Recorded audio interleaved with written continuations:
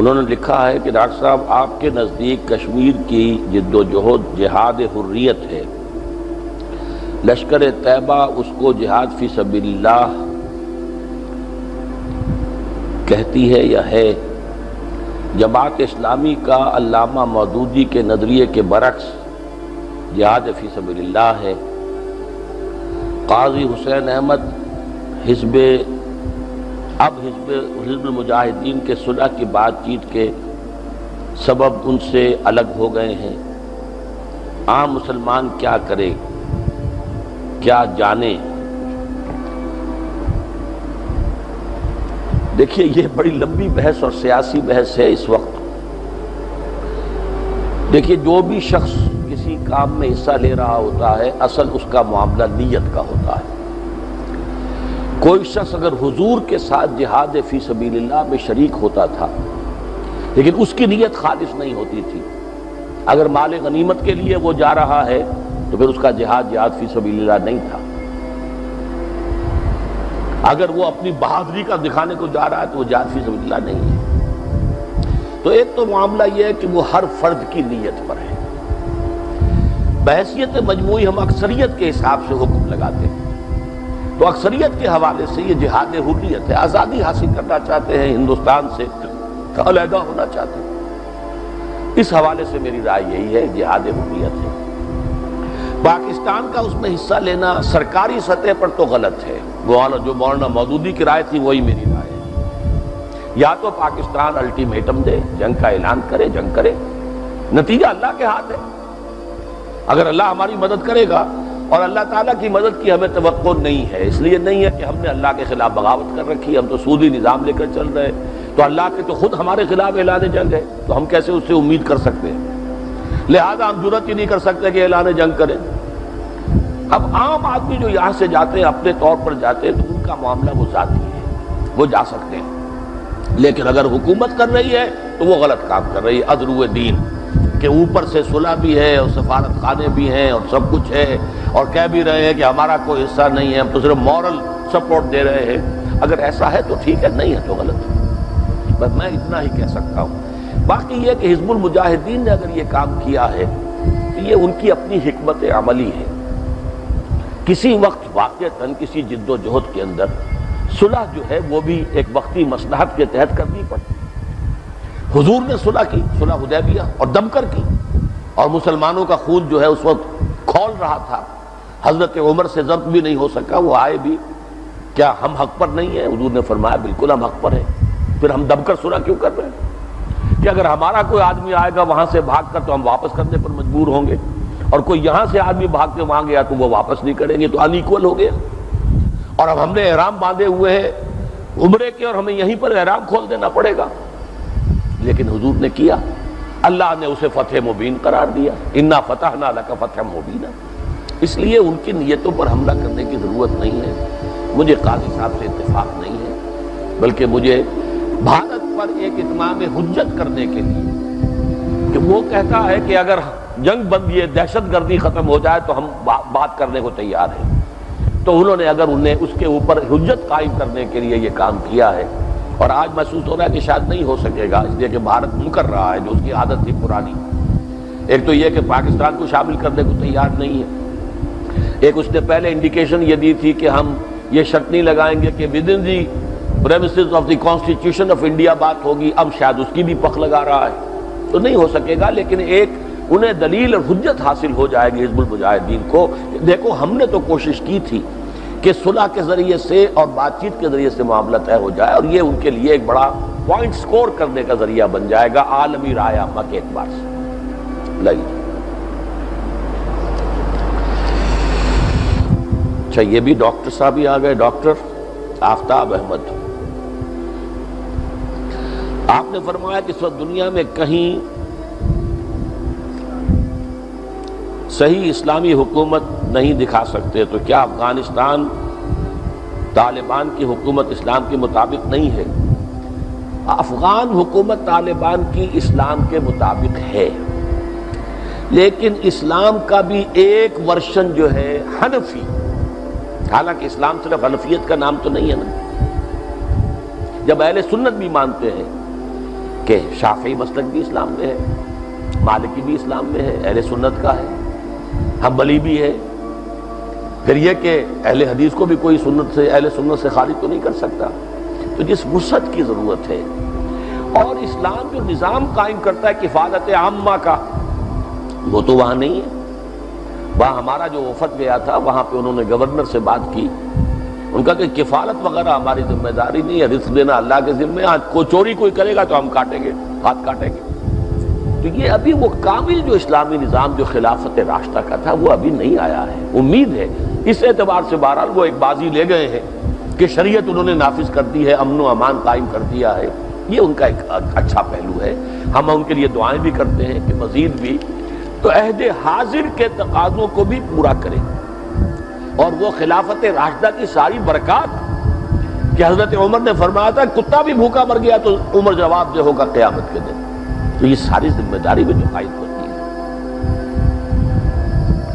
شکیل احمد صاحب، تبلیغی جماعت نام پڑ گیا ہے، اس کے بانی نے یہ نام نہیں رکھا تھا، کی محنت سے جو افراد تیار ہو رہے ہیں ان کو اللہ کے یہاں کوئی قیمت ہے یا نہیں؟ اس محنت سے انسانوں میں تبدیلی ہو رہی ہے یا نہیں؟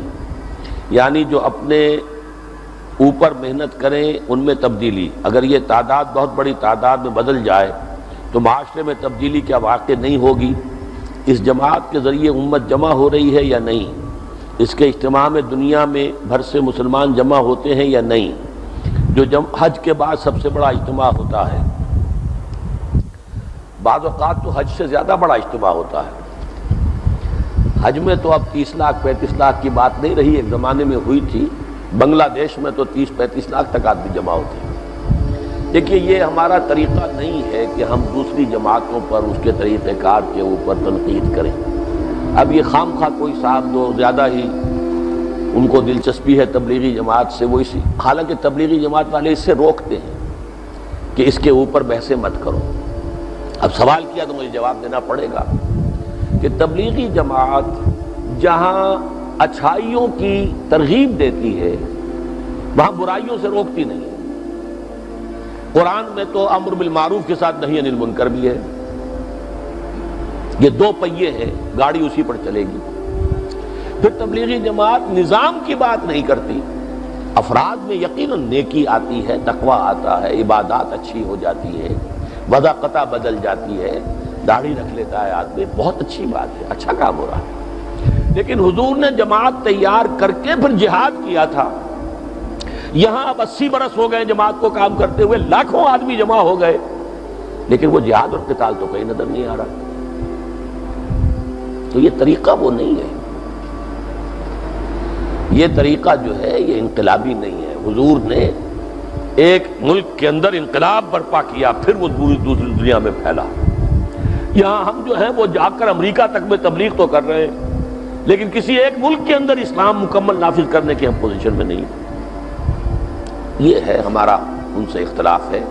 اور تیسرے یہ کہ وہ قرآن کے ذریعے سے دعوت نہیں دیتے، بعض بزرگوں سے سنا ہے، بزرگوں کی باتیں ہیں، حدیثیں جن میں ضعیف حدیثیں بھی، ان سے بات ہو رہی ہے، جبکہ ہم نے یہ دیکھا ہے تبشیر قرآن سے کرو، تذکیر قرآن سے کرو۔ اوحی الی ھذا القرآن لانذرکم بہ، یہ قرآن مجھ پر وحی کیا گیا تاکہ اس کے ذریعے سے خبردار کرو۔ واعظ ہے تو قرآن ہے، یا ایھا الناس قد جاءتکم موعظۃ من ربکم، موعظہ قرآن سے بڑا کون سا ہوگا؟ تو نصیحت ہو، وعظ ہو، تبلیغ ہو، اس کا اصل مرکز و محور قرآن ہونا چاہیے۔ ہم نے اسی لیے دعوت رجوع القرآن کو مرکز بنایا ہوا ہے۔ اس کے باوجود جو لوگ بھی اس پہ کام کریں اپنی نیت کے حوالے سے، بہتری ہوگی، اللہ کرے گا۔ شہزاد خان صاحب، جیسا کہ آپ نے فرمایا انقلابی دعوت و تبلیغی کے لیے پہلا مرحلہ قرآن کی آیات کی تعلیم ہے، سوال یہ ہے کہ اس کو کس طرح کیا جائے؟ کیا براہ راست قرآن سنایا جائے یا اس کا دماغ قبر اور حشر وغیرہ کے تذکرے سنا کر قرآن کے بیج کے لیے زرخیز کیا جائے؟ کیونکہ ہم دیکھتے ہیں کہ آج کل قرآن کے ترجمے اخبارات وغیرہ میں ہر جگہ عام ہیں، مگر ہدایت عام نہیں ہو رہی۔ مختصراً یہ کہ قرآن سے میکسیمم بینیفٹ کس طرح حاصل کریں۔ دیکھیے قرآن مجید سے میکسیمم بینیفٹ اس طور سے حاصل ہوگا کہ ایک تو آپ عربی سیکھیں، خود اپنی آنکھوں سے قرآن پڑھیں، اور آپ قرآن کے معلم اور داعی بن کر کھڑے ہوں۔ اگر اللہ 1 کروڑ قرآن نازل کر دیتا اس سے انقلاب نہیں آتا تھا۔ قرآن کے ساتھ معلم آیا، محمد صلی اللہ علیہ وسلم، معلم، مبلغ، اور انہوں نے اپنی سیرت اس کو دکھایا کہ جو کچھ قرآن میں اس پر عمل کر کے دکھایا، تب دعوت ہوتی ہے۔ ورنہ یہ کہ قرآن مجید جو ہے، آپ اس وقت دنیا میں اگر 600 ارب انسان بستے ہیں، 600 ارب قرآن شائع کر کے شائع، اس سے کیا ہوا؟ کچھ بھی نہیں۔ وہاں تو قرآن تھا بھی نہیں کسی کے پاس، کسی کے پاس چند صورتیں ہیں لکھی بھی، کہیں کاغذ پر ہیں، کسی کے پاس کہیں کسی کھال پر لکھی۔ یہ ایسا قرآن کہاں تھا وہاں؟ کسی ایک کے پاس بھی نہیں تھا۔ یہ قرآن تو جمع ہی ہوا ہے ما بین الدفتین، ان 2 جلدوں کے درمیان قرآن کی شکل بنی حضرت ابوبکر کے زمانے میں۔ حضور کے زمانے میں تو تھا ہی نہیں۔ تو تعلیم، تبلیغ، اور اس میں سب سے پہلے مبلغ اور معلم کا کردار۔ وَمَنْ أَحْسَنُ قَوْلًا مِّمَّنْ دَعَا إِلَى اللَّهِ وَعَمِلَ صَالِحًا وَقَالَ إِنَّنِي مِنَ الْمُسْلِمِينَ۔ اس شخص سے بہتر بات کس کی ہوگی جو اللہ کی طرف بلائے اور خود نیک عمل کر رہا ہو اور وہ کہے کہ میں بھی مسلمانوں میں سے ہوں۔ ڈاکٹر غلام علی صاحب، مسلمانوں کی موجودہ صورتحال آپ نے وضاحت فرمائی۔ قرآن مجید کا مسلمانوں کو علم بھی سب کو معلوم ہے۔ پھر اس صورتحال سے نپٹنے کے لیے جہاں مسلمان سائنس کے لحاظ سے اور علم دین کے لحاظ سے، انسانی مسلمانی بندہ مومن کے اخلاق کے لحاظ سے بہت پیچھے ہیں، کیا حکمت عملی ہونی چاہیے؟ میرا خیال ہے حکمت عملی میں نے بیان کر دی ہے۔ قرآن کا علم کہاں ہے؟ مجھے تو آپ کو پتہ نہیں، معلوم ہوگا کہ کہیں ہے۔ وہ علم جو عمل بھی پیدا کرتا، علم تو وہ ہوتا ہے، ورنہ معلومات ہوتی ہیں، معلومات اور ہے، علم اور شے۔ علم اگر صحیح ہے تو وہ انسان کے عمل پر اثر انداز ہوتا ہے، تو وہ تو کہیں نظر نہیں آتا۔ اس لیے یہ کام جو ہے کرنے کا ہے۔ طریقہ کار محمد رسول اللہ کا ہوگا صلی اللہ علیہ وسلم۔ یتلو علیہم آیاتہ ویزکیہم ویعلمہم الکتاب والحکمہ، یہ سورہ جمعہ کا حاصل ہے، اور پھر ان کو جمع کر کے جہاد اور قتال کرنا یہ سورہ صف کا حاصل ہے۔ طریقہ کار اس کے سوا اور کوئی نہیں۔ حبیب الرحمان صاحب، میں تنظیم اسلامی کا رکن نہیں، ہمدرد ضرور ہوں۔ میں نے آپ کے 1 سے زائد خطابات سنے ہیں۔ آپ نے فرمایا میں کوشش تو کر رہا اسلامی نظام قائم ہو جائے، لیکن مجھے امید نظر نہیں آتی کہ میں کامیاب ہوں گا۔ یہ بات سن کر میرے اندر سے آواز آتی کہ ڈاکٹر صاحب کو جب معلوم نہیں ہے، جب امید نہیں ہے کامیابی کی، میں ادنا سا گناہگار انسان کیا کوشش کر سکتا ہوں؟ دیکھیے، انسان کو اپنے آپ کو دھوکہ نہیں دینا چاہیے۔ بہت سے نبی دنیا سے گزر گئے کہ ان کے ہاتھوں کچھ عملی نتیجہ نہیں برآمد ہوا، تو ہم کس کھیت کی مولی ہیں کہ ہم اپنے آپ کو دھوکہ دیں؟ البتہ کام کرنا ہے فرض کے اعتبار سے۔ نماز پڑھنی ہے، فرض ہے، جواب نہیں کرنی ہوگی اللہ کے ہاں۔ حالانکہ ہماری نماز وہ صحابہ والی نماز تو نہیں ہے۔ کیا میں اور آپ وہ نماز پڑھ سکتے ہیں جو محمد رسول اللہ پڑھتے تھے صلی اللہ علیہ وسلم؟ نہیں، لیکن نماز فرض ہے۔ اسی طرح اقامت دین کی جدوجہد فرض ہے، غلبہ دین کی جدوجہد فرض ہے۔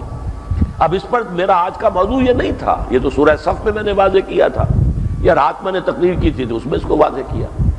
فرض ادا کرنا ہے، چاہے امید ہو چاہے نہ ہو، کامیاب ہونے کی امید ہو چاہے نہ ہو، فرض ادا کرنا۔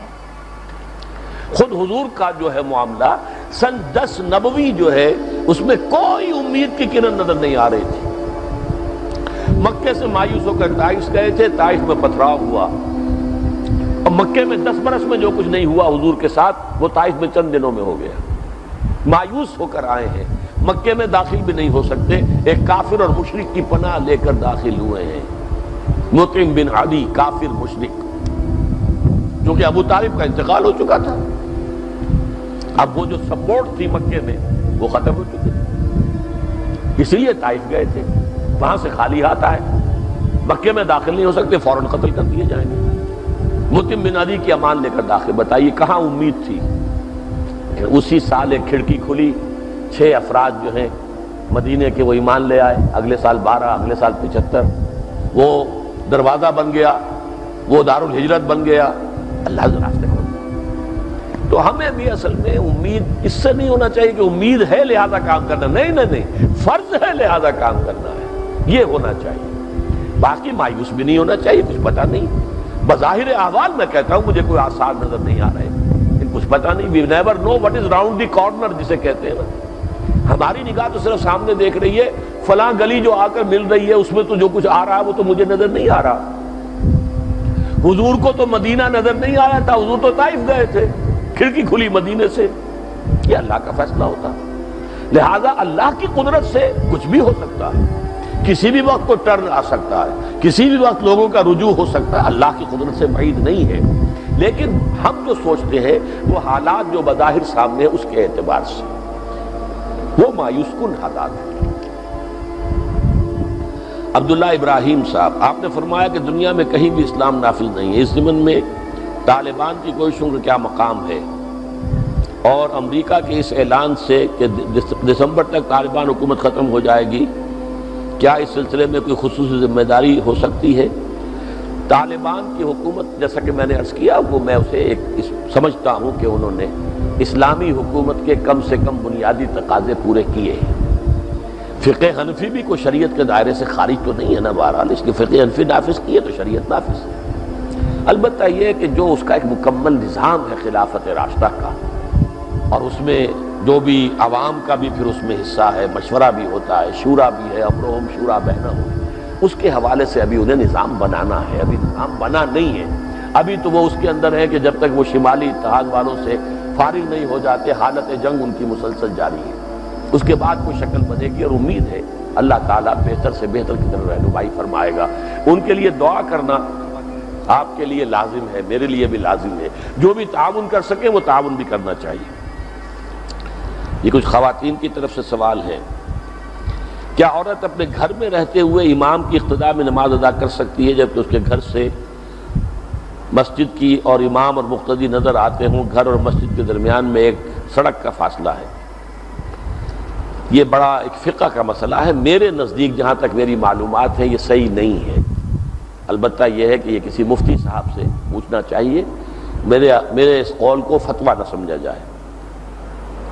اور جب خواتین پر باجماعت نماز فرض نہیں ہے بلکہ ان کے اپنے گھر میں نماز ادا کرنے کو افضل قرار دیا گیا ہے. مردوں کے لیے مسجد میں اور عورتوں کے لیے گھر میں افضل ہے. تو خواہ یہ تکلف کر کے کوئی امام کے ساتھ جو ہے, جبکہ فصل بھی ہے, سڑک بھی ہے, تو یہ تو میرے نزدیک صحیح نہیں ہے. واللہ عالم. آپ نے فرمایا کہ علم حاصل کرنا اس نیت سے کہ اس کے ذریعے نجات ہو, تزکیہ ہو. بعض دفعہ اتنا تو علم حاصل کر لیتے ہیں جو عمل کے لیے کافی ہوتا ہے, مگر اکثر و بیشتر لوگوں کی ڈیمانڈ پر سندیں حاصل کرنی پڑتی ہیں. وہ چاہتے ہیں کہ ہمیں تعلیم دینے والا پرفیکٹ ہو, لہذا اس کے لیے بھی بعض دفعہ علم حاصل کرنا پڑتا ہے تاکہ لوگوں پر حجت ہو جائے. یہ دوسری بات ہے. اصل مسئلہ اپنی نیت کا ہے. نیت جو ہے وہ دین کی خدمت ہو, آخرت کی نجات, اللہ کی محبت, اللہ کی رضا اور دین کی خدمت, یہ ہو. باقی یہ کہ سند بھی ہو تو کوئی اس میں حرج نہیں ہے. آپ نے آج تخصص کی بات کی جس میں کتاب کو حکم کا حصہ اور حکمت کو دانائی والا حصہ, قرآنی حصہ قرار دیا ہے. اگر ابھی وقت نہ ہو تو آئندہ کسی خطبے میں اگر اس پوائنٹ کو مزید واضح کریں تو مہربانی ہوگی. یہ پوائنٹ میں نے پوری تفصیل کے ساتھ واضح کر دیا ہے. میری جو کتاب ہے نبی اکرم صلی اللہ علیہ وسلم کا مقصد بعثت, اس میں اس آیت پر مفصل مضمون موجود ہے. اور میں نے جو رائے اس وقت ظاہر کی ہے وہ تو بدقسمتی یہ ہوئی ہے کہ 2 گھنٹے میں صرف ہم 8 آیتیں پڑھ سکے, یعنی 3 آیتیں جو ہیں وہ رہ گئی ہیں. لیکن یہ کہ اس سے زیادہ تفصیل میں جانے کا اس وقت موقع نہیں تھا اور نہ اب ہے. محمد عمر صاحب, اگر کوئی شخص ایک مسلمان یا ایک ایسے زمانے میں پیدا ہوتا ہے جہاں اسلامی نظام مکمل قائم ہو تو وہاں وہ صرف اسی انفرادی اسلامی ذمہ داری پوری کرے گا, اور اس کے برعکس اگر کوئی باطلانہ نظام میں پیدا ہوتا ہے تو اس کو اجتماعی اور انفرادی دونوں ذمہ داریاں پوری کرنی ہوں گی. تو اس کا یہ مطلب ہوا کہ جو حضرت عمر جیسے دور میں پیدا ہوئے تو وہ بڑے فائدے میں رہا, کیونکہ وہاں ایک ایسا ماحول قائم ہو جاتا ہے جہاں نیکی کرنا آسان اور برائی کرنا مشکل ہوتا ہے۔ یقیناً جو دور صحابہ میں پیدا ہوئے، جو دور خلافت راشدہ میں پیدا ہوئے، یقیناً بہتر ہوا ہے۔ یہ اللہ کا فضل ہے جو ان کو اللہ نے عطا کیا ہے۔ باقی یہ ہے کہ وہ دور آیا کیسے تھا، صحابہ کرام کی محنتوں سے، جانفشانیوں سے، سرفروشیوں سے، جانیں دے کر گھر بار چھوڑ کر تب آیا تھا نا وہ دور۔ اب ان کا جو مرتبہ ہے وہ مرتبہ بعد والوں کا تو نہیں ہے نا۔ اب آپ کے لیے وہ مرتبہ حاصل کرنے کا موقع موجود ہے کہ آج کفر کا غلبہ ہے، طاغوت کا غلبہ ہے، اس غلبے کے خلاف جدوجہد کیجئے، اسی شان کے ساتھ کیجئے جس شان سے صحابہ کرام نے کی تھی، تو اللہ تعالیٰ آپ کو وہ رتبے عطا فرمائے گا، تو بلندتر رتبہ ہوگا۔ شمس الحق صاحب، افغانستان میں جاری جہاد شرعی ہے یا نہیں، کیونکہ اس میں پاکستان ملوث ہے جبکہ پاکستان کی تمام پالیسی امریکہ کے تابع ہے۔ ماضی میں نصیر اللہ بابر جیسے سوشلسٹ نے منظم کرتے رہے ہیں۔ ماضی کے بارے میں تو میرا بھی گمان یہ تھا، لیکن یہ کہ جس وقت لوگوں نے اعتراض کیا تھا اس پر، تو میں نے انہیں یہ جواب دیا تھا کہ آپ اگر اس وقت یہ طالبان کے خلاف اگر یہ بات کہہ رہے ہیں تو سوال یہ کہ پہلے جو جہاد ہوا تھا وہ کس کے پیسے سے ہوا تھا؟ یہ گلبدین حکمت یار ہوں یا کوئی اور ہوں، وہ 8 مجاہدین گروپ یہاں تھے ساتھ، وہ پیسہ کس کا تھا؟ وہ تو پیسہ ہتھیار تو امریکہ ہی کے تھے نا۔ باقی انہوں نے یہ سمجھا کہ یہ زیادہ فنڈامنٹلسٹ قسم کے لوگ ہیں، یہ شاید کوئی جدید قسم کا اسلامی نظام لے آئیں جو ہمارے لیے زیادہ بڑا خطرہ بن جائے گا، تو پھر یہ کہ یہ جو بیچارے جو مولوی ہیں مسجد کے، ان سے زیادہ خطرہ نہیں ہے، یہ شاید سعودی عرب جیسے لوگ ہوں گے جو صرف جو ہے وہ نماز روزے ہی تک رکھیں گے معاملے کو، باقی وہ ہماری جیب میں رہیں گے۔ یہ انہیں مغالطہ تھا۔ جو بھی کوئی سپورٹ کی اگر کی انہوں نے، مجھے یقین سے تو معلوم نہیں، لیکن جو کہتے ہیں زبان خلق کو نقارہ خدا سمجھو، تو پاکستان کے ذریعے سے جو سپورٹ کی امریکہ نے، تو وہ بھی الٹی پڑ گئی کہ یہ تو ان کے بھی باپ نکلے، یہ فنڈامنٹلسٹ ان سے بھی زیادہ سخت ہے اور امریکہ کے ان سے بھی زیادہ بڑے دشمن ہیں، تو ان کی چالیں الٹی پڑ رہی ہیں۔ پہلے انہوں نے روس کو شکست دلانے کے لیے ان افغانوں کی مدد کی، وہ افغان پھر ایک جہاد پوری دنیا میں پھیل گیا، اس کے انڈے بچے ہی تو ہیں، جہاد افغانستان کے انڈے بچے ہیں جو کشمیر میں جہاد شروع ہوا ہے، یہ اسی کی ایکسٹینشن ہے، اسی کا فال آؤٹ ہے، اور پوری دنیا میں غلغلہ ہے، پوری دنیا سے آ گئے تھے لوگ، اور پھر وہ واپس گئے ہیں اپنی اپنی جگہوں پر، وہ چچنیا ہو، وہ بوسنیا ہو، وہاں پر یہ سب جگہ پہنچے، اور دنیا اس وقت ڈر رہی ہے ان سے، لیکن یہ سب در حقیقت نتیجہ ہے وہ اس جہاد کا جو کہ امریکہ نے اپنا پیسہ اپنے ہتھیار دے کر کروایا تھا۔ اس وقت مقصد تھا روس کا ستیہ ناش کرنا، وہ حاصل ہو گیا، لیکن یہ مصیبت گلے پڑ گئی۔ اب ان کے مقابلے میں طالبان کو اٹھایا، اب وہ مصیبت گلے پڑی ہوئی ہے۔ پہلے عمر عبد الرحمن اور اسامہ بن لادن جو ہے وہ بڑے عزیز تھے، بڑے محبوب تھے، وہ مجاہد جو ہے ریکروٹ کر کر کے لاتے تھے تاکہ افغان جہاد کے اندر حصہ لیں۔ اب وہی مبغوض ہیں، وہی سب سے بڑے دشمن ہیں۔ ایک کا بیچارہ جو ہے وہ تو جیل میں پڑا سڑ رہا ہے امریکہ میں، عمر عبد الرحمن، اور دوسرے کی جان کے درپے ہیں وہ افغانستان میں پناہ گزین۔ تو یہ ہے کہ یہ یکیدون کیدن و اکید کیدا، چال دنیا چل رہی ہے، ایک اللہ کی چال بھی ہے، وہ رفتہ رفتہ آ رہی ہے، اور وہ کدھر جا رہی ہے؟ وہ تو در حقیقت دنیا میں ایک بہت بڑا ابھی مارکا تو آنا ہے، لیکن اس کے بعد بالآخر اللہ کا دین پوری دنیا میں غالب ہوگا، ادھر جا رہی ہے بات۔ توحید یار خان صاحب، آپ کہتے ہیں کہ عنقریب دجال کی آمد ہے اور یہی جنریشن انشاءاللہ اسے دیکھے گی اور وہ فوج بھی جنت میں جائے گی، تو کیا آپ کے ذہن میں تنظیم کے افراد کا کیا کردار ہوگا، اور کیا آپ تنظیم کے لوگوں کو ذہناً گھر سے نکل کر لڑنے اور حضرت عیسیٰ کی فوج میں شامل ہونے کے لیے تیار کریں گے؟ دیکھیے اس حد تک تو میں نے نہیں کہا کہ یہی نسل دیکھے گی، میں نے کبھی نہیں کہا یہ ضرور ہے کہ جو خبریں دی تھی حضور نے مجھے اب وہ زیادہ دور معلوم نہیں ہوتا زمانہ، حضرت مہدی کا ظہور اور عرب میں ایک خالص اسلامی حکومت کا قائم ہونا، لیکن اس کے قائم ہونے کے لیے کسی مشرقی ملک سے فوجیں جائیں گی مدد کرنے کے لیے حضرت مہدی کی، تو معلوم ہوتا کہ اس کسی اور جگہ پر اس سے پہلے قائم ہو چکا ہوگا۔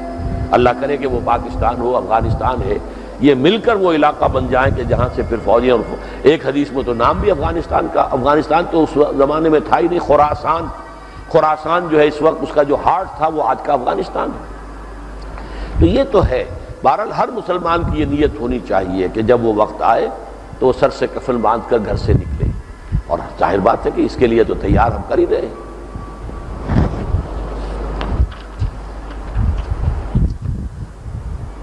محمد رضوان صاحب، یہودی اگر اللہ تبارک و تعالیٰ کے پسندیدہ چنیدہ قوم نہیں تو معاشی، مالیاتی اور سیاسی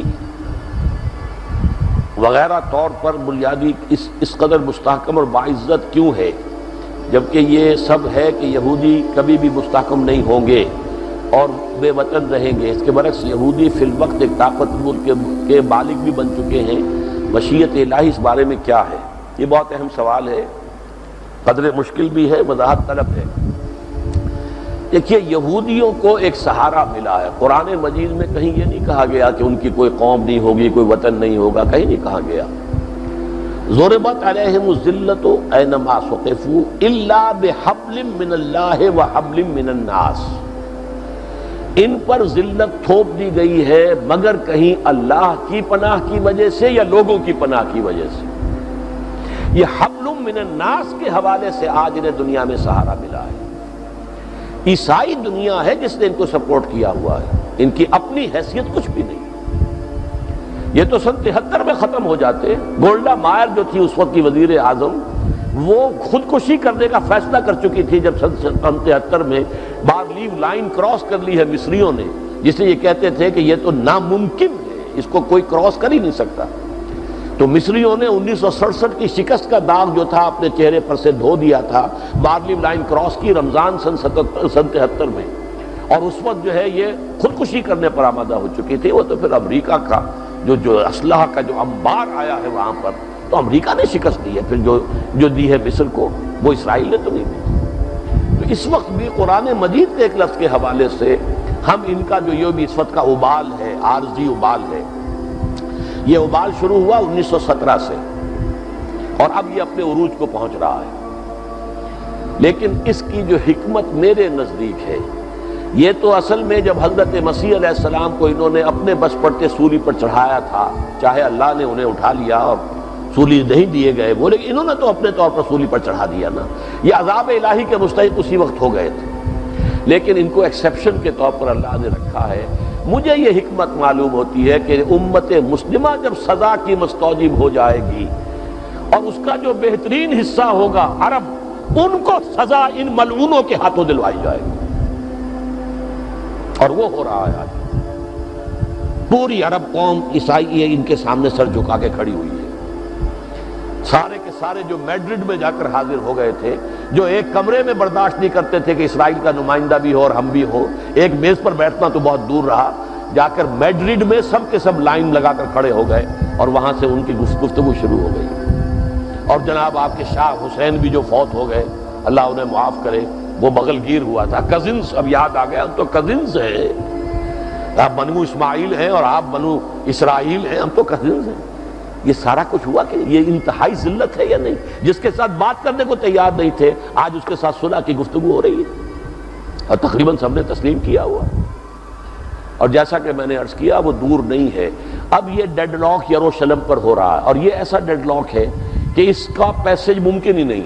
نہ یہودی پیچھے ہٹ سکتے ہیں، وہ جو فنڈامنٹلسٹ یہودی ہے وہ حکومت کو کبھی بھی اس یروشلم کے معاہدے میں پیچھے ہٹنے نہیں دے گا، نہ عرب جو ہے ان کو آمادہ ہونے دیں گے اس کو، یاسر عرفات کو، کہ وہ بالکل دستبردار ہو جائے یروشلم سے۔ یہی جو ہے امپاس جسے آپ کہتے ہیں وہ آ گیا ہے۔ اب اس کے بعد اگر کیا ہوگا، اگر 13 ستمبر کو یونیلیٹرل ڈکلریشن کر دیتا ہے تو جنگ ہوگی، اور کوئی عجب نہیں کتنا بڑا عذاب آئے۔ اور سب سے پہلے تو مسلمان عرب جو ہیں ان پر خود عرب حکمرانوں کی طرف سے عذاب آئے گا۔ پہلے تو حسنی مبارک انہیں جو ہے بھونے گا اور شاہ فہد بھونیں گے، وہ جو مسلمان نوجوان ہے جو تلملا کر اٹھے گا، جیسے کہ مسجد گرا دی گئی تھی اگر ایودھیا کی، تو مسلمان جو تلملا کر اٹھے، پھر بھون دیا پولیس نے ان کو۔ 6000 کے قریب جو ہے وہ ممبئی کے اندر جو ہے وہ بھون دیے گئے۔ ایسے ہی ہوگا۔ تو یہ حالات بہت خراب ہیں جو آ رہے ہیں، اس لیے ہم کہہ نہیں سکتے، لیکن یہ کہ جب بھی اللہ کرے گا ہمیں اس کے لیے تیاری کرنی ہے ذہناً۔ ایک میرے ہم نام نکل آئے ہیں، اسرار حسین صاحب۔ سود حرام ہے، یہ ہم سب مسلمان جانتے ہیں، مگر کیسے چھٹکارا حاصل کریں؟ دیکھیے، ایک ہے انفرادی چھٹکارا حاصل کرنا، وہ تو آپ آج بھی کر سکتے ہیں۔ کسی نے آپ کو پابند نہیں کیا کہ آپ بینک سے قرضہ لیں سودی۔ اگر آپ زیادہ پیسے نہیں ہیں کھوکھا لگائیے، کھوکھا نہیں ریڑھی لگائیے. بڑا تجارت کرنا جو ہے کوئی فرض عین ہے، مزدوری کیجیے، لیکن یہ سودی قرضہ مت لیجیے. جھونپڑی میں رہ سکتے جھونپڑی میں رہیے، مکان بنانا سودی قرضہ لے کر کوئی فرض تو نہیں. تو براہ راست سود سے جو ہے آدمی بچ سکتا ہے. آج بھی اگرچہ سود کا غبار میرے اندر بھی جا رہا ہے، آپ کے اندر بھی جا رہا ہے، وہ علیحدہ بات ہے، لیکن یہ کہ اجتماعی طور پر بچنے کے لیے اب بہت سی اسکیمیں دے دی گئی ہیں دنیا کے اندر. اب اس میں سے کسی پر عمل کریں، امپلیمنٹ کریں. سپریم کورٹ نے دے دی ہے، اس کے علاوہ جو ہے جو ہماری آئیڈیالوجی کونسل تھی اس نے دی تھی. پھر یہ جو انہوں نے یہ جو بد نصیب خاندان جو ہے شریف خاندان، انہوں نے بھی ایک کمیٹی بنائی تھی، اور کمیٹی نے جو ہے وہ ظفر الحق صاحب کی، راجہ ظفر الحق کی سرکردگی میں وہ رپورٹ دے چکی ہے. کرو بسم اللہ، کچھ تو ہوگا نا. قاری احمد علی خان صاحب، میرا سوال یہ کہ ہم جہاد کشمیر کی بات کرتے ہیں. سوال یہ کہ ہمارے ملک کیا اسلامی نظام نافذ ہے اور کیا اسلامی ذہن کے لوگوں کی حکومت ہے؟ تو کیا پہلا جہاد خود پاکستانی حکومت سے نہیں کرنا چاہیے؟ اور اگر ہم کشمیر کے مسئلے پر انڈیا سے جھگڑا کریں گے تو کہیں انڈیا کی حکومت ہندوستانی مسلمانوں سے اس کا انتقام نہیں لے گی؟ آخر ہم نے مشرقی پاکستان آسانی سے کیوں کھو دیا؟ شاید اس وجہ تو نہیں کہ وہاں پیٹرول پیدا نہیں ہوتا. یہ تو قاری صاحب نے بہت سی باتیں اس میں جمع کر دی ہیں، اور اس میں بہت سی باتوں سے مجھے اتفاق ہے. یہ کہ ہمارا اصل فرض، پہلا فرض اس ملک میں اسلام کو نافذ کرنا ہے. حضور نے عرب سے باہر کوئی اپنا دعوت نامہ بھی نہیں بھیجا، کوئی مبلغ نہیں بھیجا، کوئی بھی سفیر نہیں بھیجا، جب تک کہ عرب میں صلح حدیبیہ ہو گئی اور اسے اللہ نے فتح مبین قرار دے دیا، تب پہلی مرتبہ آپ نے خطوط لکھے. یہ سن 6 میں صلح حدیبیہ ہوئی ہے. 12 برس مکے کے اور 18 برس تک آپ کی دعوت صرف عرب کے لیے تھی، عرب میں دین کو قائم کرنا. یہ صحیح طریقہ یہ ہے. باقی یہ کہ مسلمان دنیا میں ہیں، ان کی مدد کے لیے کوئی جانا چاہتا ہے چلا جائے، ٹھیک ہے، جذبہ ہے اس کا، وہ اپنی نیت کا پھل اللہ کے ہاں پالے گا. لیکن اس میں کوئی شک نہیں، میرا اور آپ کا پہلا فرض اس ملک میں اسلام قائم کرنا ہے. اور انشاءاللہ چند دنوں میں آپ دیکھیں گے میں ایک اشتہار اخبارات میں شائع کر رہا ہوں تنظیم اسلامی کی جانب سے، جس میں وہ حدیث میں نے دی ہے، پاکستان کی جہادی تحریکوں کو متوجہ کیا ہے کہ حضور نے فرمایا کہ اللہ تعالیٰ نے مجھ سے پہلے جس امت میں بھی کسی نبی کو مبعوث کیا، اس میں سے اس کے نبی، اس کے حواری یا صحابہ ہوتے تھے جو اس کی سنت کو مضبوطی سے تھامتے تھے، اس کے احکام پر عمل کرتے تھے. لیکن ہمیشہ اس کے کچھ دنوں کے بعد ایسے ناخلف لوگ آ جاتے تھے جو کہتے تھے وہ کرتے نہیں تھے، کرتے وہ تھے جس کا حکم ہی نہیں ہوا، بدعات پیدا کر دیتے تھے. فمن جاہدہم بیدہ فہو مومن، جو ایسے لوگوں کے خلاف جہاد کرے اپنے ہاتھ سے، طاقت سے، وہ مومن ہوگا. ومن جاہدہم بلسانہ فہو مومن، اور جو جہاد کرے گا اپنی زبان سے، امر بالمعروف نہی عن المنکر، وہ بھی مومن ہوگا. ومن جاہدہم بقلبہ فہو مومن، اور دل سے نفرت رکھے گا تب بھی مومن ہوگا.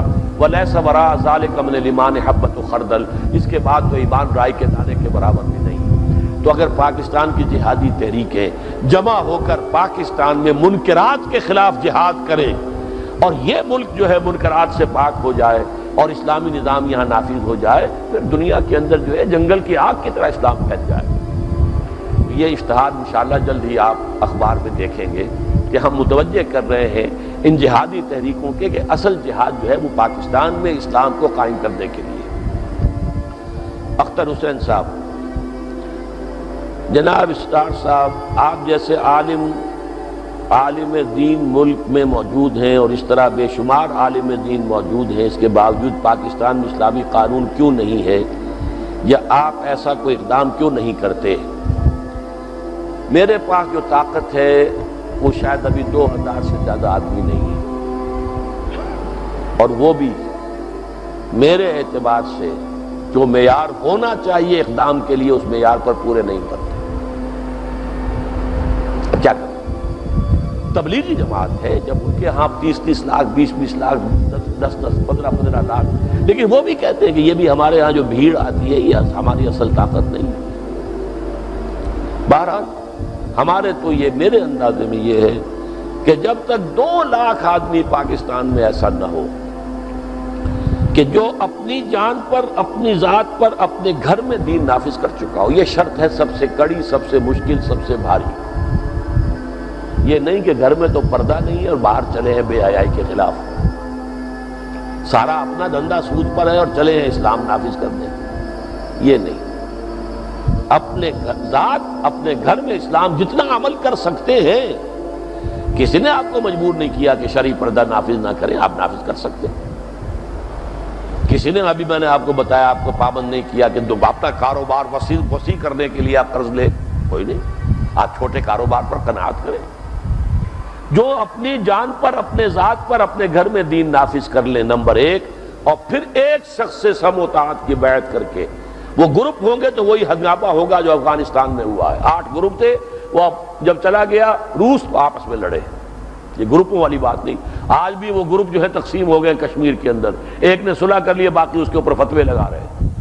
گروپ نہیں، ایک امیر کے ساتھ بیعت ہو، پھر اقدام ہوگا، پھر چیلنج ہوگا.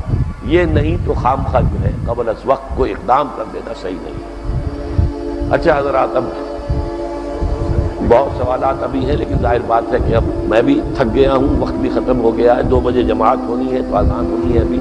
اب آپ حضرات جو ہے اللہ تعالیٰ سے دعا کیجئے، جو کچھ سنا ہے اللہ تعالیٰ اسے ہمارے دلوں میں راسخ کر دے.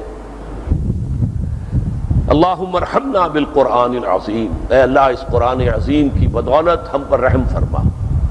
واجعلہ لنا اماما ونورا وہدی ورحمہ. اے اللہ اس قرآن کو ہمارا امام بنا دے، ہمارے لیے روشنی بنا دے، رحمت بنا دے، ہدایت بنا دے. اللہم ربنا علمنا مما جہلنا وذکرنا مما نسینا. اللہ اے اللہ ہم جو کچھ بھول گئے ہوں اس کتاب میں سے وہ ہمیں یاد کرا دے. جو ہم واقف نہیں ہیں اس کا علم ہمیں عطا فرما دے. اے اللہ اسے ہمارے حق میں حجت بنا، دلیل بنا. واجعلہ لنا حجتا یا رب العالمین. اللہم اغفر لنا ذنوبنا وکفر عنا سیئاتنا وتوفنا مع الابرار. اللہم وفقنا لما تحب وترضى. اللہم وفقنا ان نقیم دینک المتین. اے اللہ ہمیں توفیق دے اس تیرے عطا کردہ ملک پاکستان میں نظام خلافت علی منہاج النبوت کو ہم قائم کریں، اور پھر یہ نظام خلافت علی منہاج النبوت پوری دنیا میں پھیل جائے. اللہم اغفر لنا ولآبائنا ولأمہاتنا ولجمیع المؤمنین والمؤمنات والمسلمین والمسلمات الاحیاء منہم والاموات انک سمیع مجیب الدعوات. وصلی اللہ تعالی علی خیر خلقہ محمد وآلہ واصحابہ اجمعین برحمتک یا ارحم الراحمین.